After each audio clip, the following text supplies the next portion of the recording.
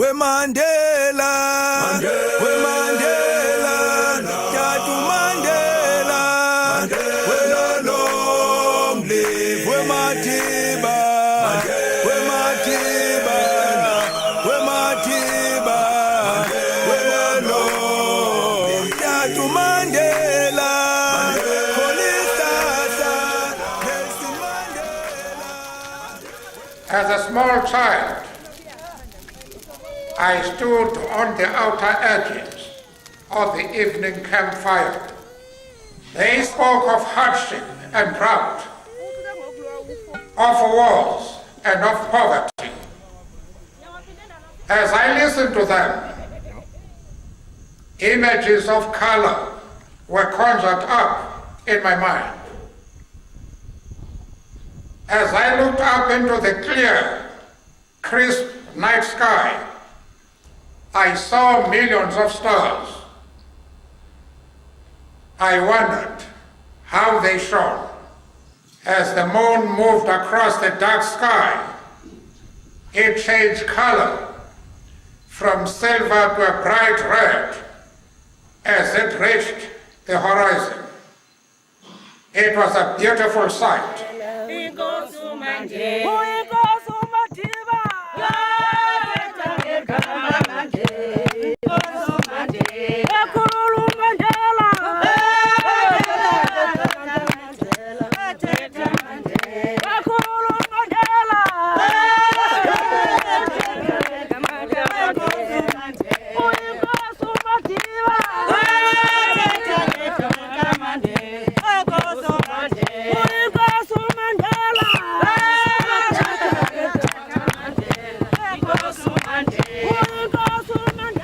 Like all Xhosa children, I hardly remember any occasion when I was ever alone at home. There were always other children with whom I shared food and blankets at night.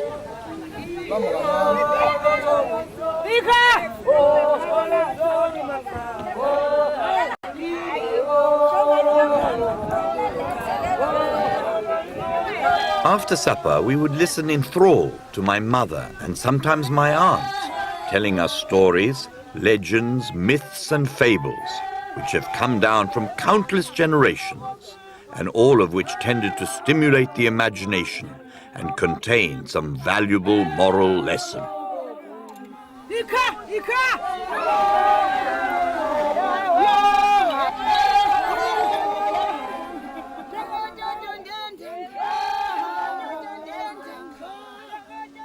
We say Nelson Mandela is the VIP, not just because the VIP is the buzzword. He's a VIP for really the right reason, deservedly. Nelson Mandela, the VIP, a very important prince, a very important person.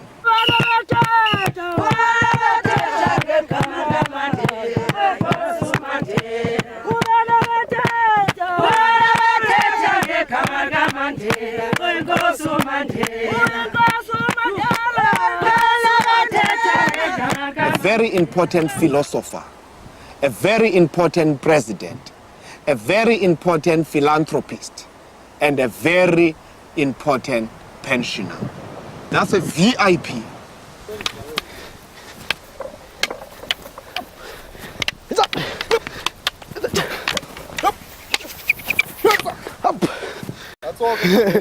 Uthe wakhasa esequnu, uthe wamangenja esequnu, uthe waqala ukuhamba esequnu, ukukhubuluza kwakhe naku kubonakalisa esequnu, wakhula ke de wayinkwenkwana. In our home, there were other dependents, boys mainly, and at an early age I drifted away from my parents and moved about, played and ate together with other boys. I loved stick fighting most of all. Abe inkokheli evayo, abe inkokheli ecingayo, abe inkokheli eqiqayo, abe inkokheli ethethayo, abe inkokheli ekwaziyo ukuphefumlelana nabantu bakhe. Athi namhlanga thethanga abe ngathi uthethile ngokuthi ndabajonga abantu ancume. Injalo inkokheli. I must have been about 5 years old when I began going out with other boys to look after sheep and calves, and when I was introduced to the exciting love of the veld. Later, when I was a bit older, I was able to look after cattle as well. As a young shepherd, I looked after cattle and sheep. There was time to reflect and to enjoy color. I watched in wonder at the sight of the rainbow. I understood little of how a tiny raindrop could reflect such a beautiful range of colors. I experienced the very rich colors of nature through the 4 seasons. This is Gunu. This is where Nelson Mandela grew up. He came here with 9 years. He started school here, just outside the museum. Here, the sliding stone where he used to play when they were grazing. This is the place where he used to slide here when they were grazing, just to waste time.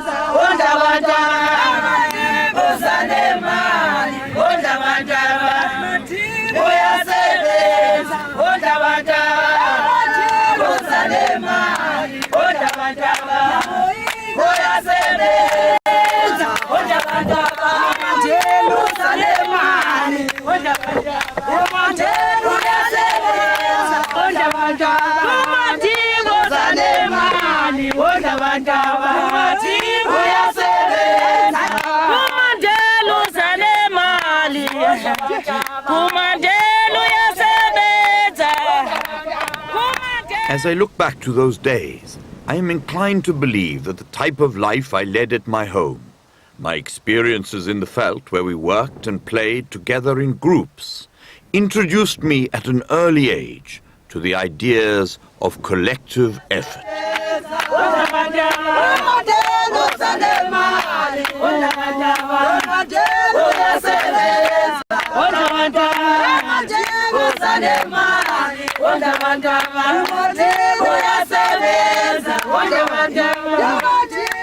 This is the class where he started school. This is the very same spot where he got the name Nelson. This is the church, because at that time the school and the church were interlinked.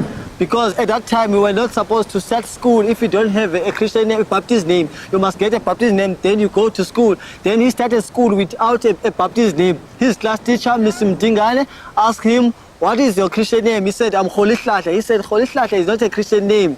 It must be an English name." He said, "Today you are Nelson." It's where he got the name Nelson.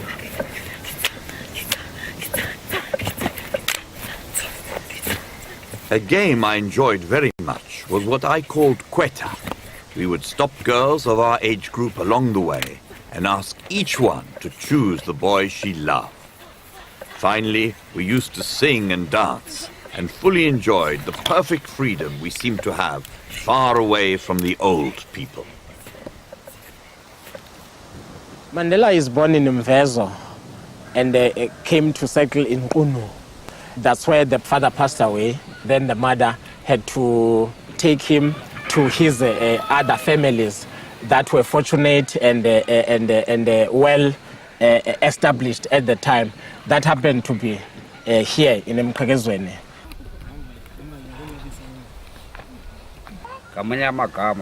We must never forget that the institution of traditional leaders is sanctified by African law and custom, by our culture and tradition.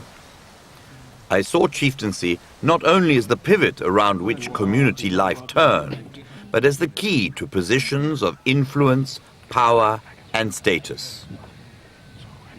My great-grandfather was very close with Mandela's father. So this was arranged way before he could pass away, that upon my passing away, then my son should come, live with you, and then you'll raise him up. He grew up with Justice, my grandfather. This is the house that Justice had, which he had to share it with Mandela upon his arrival. So it was then belonging to them both, Justice and Mandela. There was 2 beds here, this side and that other side. And there used to be a shelf there, which in it there was books that they used to read. Mandela got to stay here when he was 9 years of age. He grew up till he got to circumcision school, and he was transformed from being a boy to a man. After that, he introduced to them that they should take wives. That's when they then avoided by running away and going to Johannesburg, because they were against the taking of wives which were not girlfriends of theirs. Some of you may remember that I left the countryside to retain my bachelorhood. The experience of my young adulthood in the big city was very different. Color was no longer the natural color of the countryside. The color of the city was robust, vibrant, and explosive.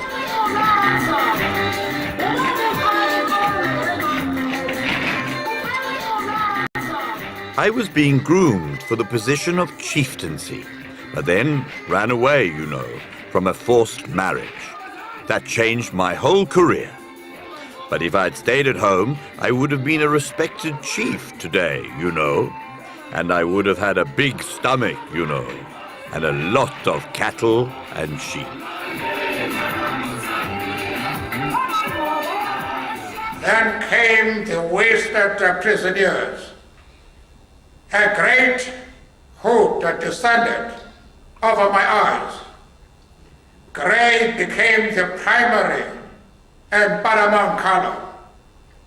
The paint on the interior walls and the gates and the cell doors was gray. After his release from prison, it must have taken him about a week or two to come visit the area. So he did come, saw my grandmother and some of the community people that he grew up with. Then came freedom and the lifting of the dark hood from my eyes. It was not merely the miracle of freedom, but it was the miracle which I experienced of a person who had regained the power of sight. I could not get enough of looking at, feeling, touching, and experiencing this new recovery of the experience of culture. Nobody ever sat with me at regular intervals to give me a clear and connected account of the history of our country, of its geography, natural wealth and problems, of our culture, of how to count, to study weights and measures. This is my grandmother, Justice's wife. She's a member of this family since Madiba and my grandfather Justice were still youthful. Justice.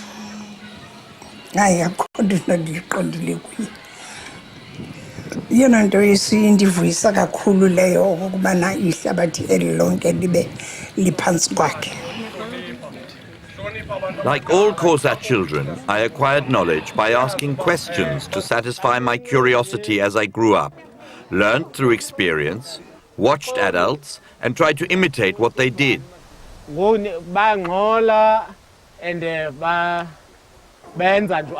In this process, an important role is played by custom, ritual, and taboo, and I came to possess a fair amount of information in this regard. By the time Mandela was listening to the elders here, he was just on the other side of the kraal. Because Mandela was very inquisitive. That is why he was listening to, asking a lot of questions to the regent king. They were still very young to attend the elders' meeting. So during that time, boys were not allowed to sit with the elders under these trees. So that is why they were hiding themselves behind the croll so that they can just listen to what they are saying, but were not forming part of the meeting.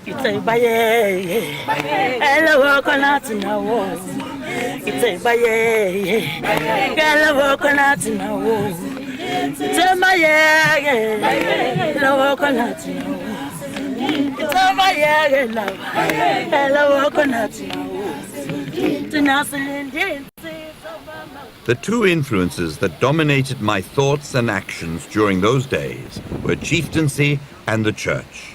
After all, the only heroes I had heard of at that time had almost all been chiefs. Equally important was the position of the church, which I associated not so much with the body and doctrine contained in the Bible, but with the person of Reverend Mattiolo. In this circuit, he was as popular as the regent, and the fact that in spiritual matters he was the regent's superior and leader stressed the enormous power of the church. Crime is very rife in this place, which was never unheard of. If I can leave that house locked even for a month, you would be ripped off. It will be ripped off now because the crime is very rife. What he's still striving for is a better life for everybody in South Africa, from rural areas to urban areas. And that he got that sort of understanding from growing up here in Mkagezweni under Chief John Ndaba. Yes, from growing up under Chief John Ndaba, and that he was educated under the missionary schools. Yes. And his education was Christian orientated, as he is now also a staunch Christian, even now. What was even more was that all the progress my people had made, the schools that I attended, the teachers who taught me, the clerks and interpreters in government offices, the agricultural demonstrators and policemen were all the products of missionary schools. This here was a class for Mandela. This is the class he attended in as a young boy in his junior, I think, school.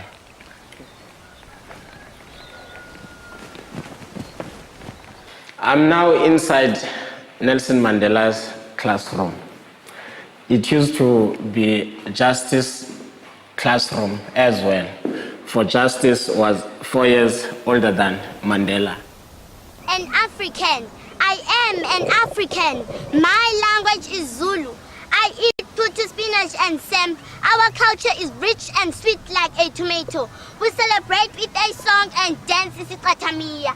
The beat of the drum tells us where we come from, the wonderful rich land of Africa. Upon his coming out of prison, he paid a visit to the community. He went straight to the great place, but he also insisted he be taken to come and see his class. Upon him seeing his class, he then declared that it should be kept as it is. He hired construction to come refurbish it and make it look nice so that it stays as is. South Africa is a beautiful country, but most people can't see that. Let's hold hands, we'll see that.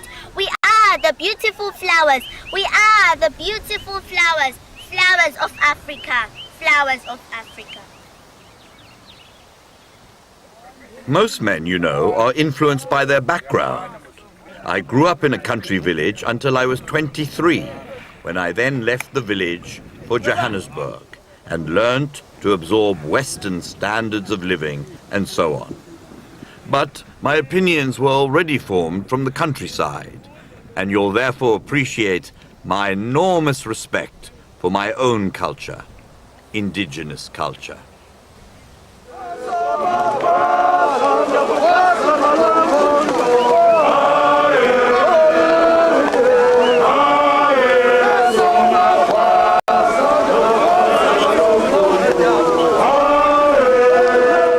Of course, Western culture is something we cannot live without.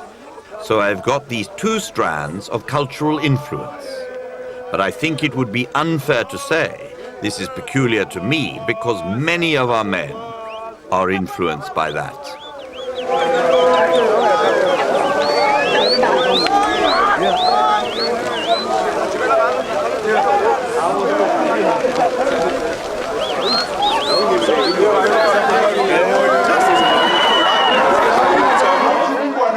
Unikwa igama namhlanje uthiwe kwaba bahamba naye mabaphakame bamkhahlele enkundleni lomhlanje kwigama ukuze bonke ebomini babo bahambe befundisa.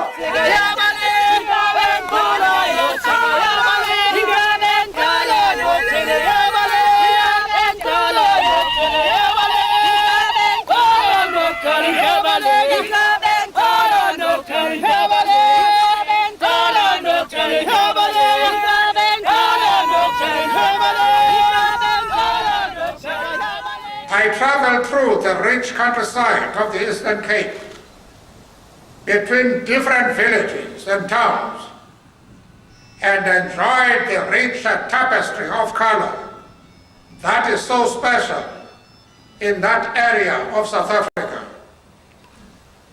I return to it whenever I can.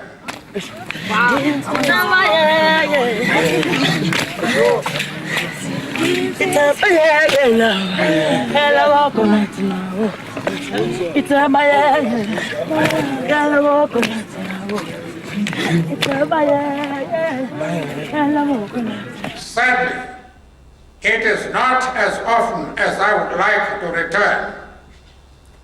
I am not being allowed to retire because they say I've been loafing for 27 years.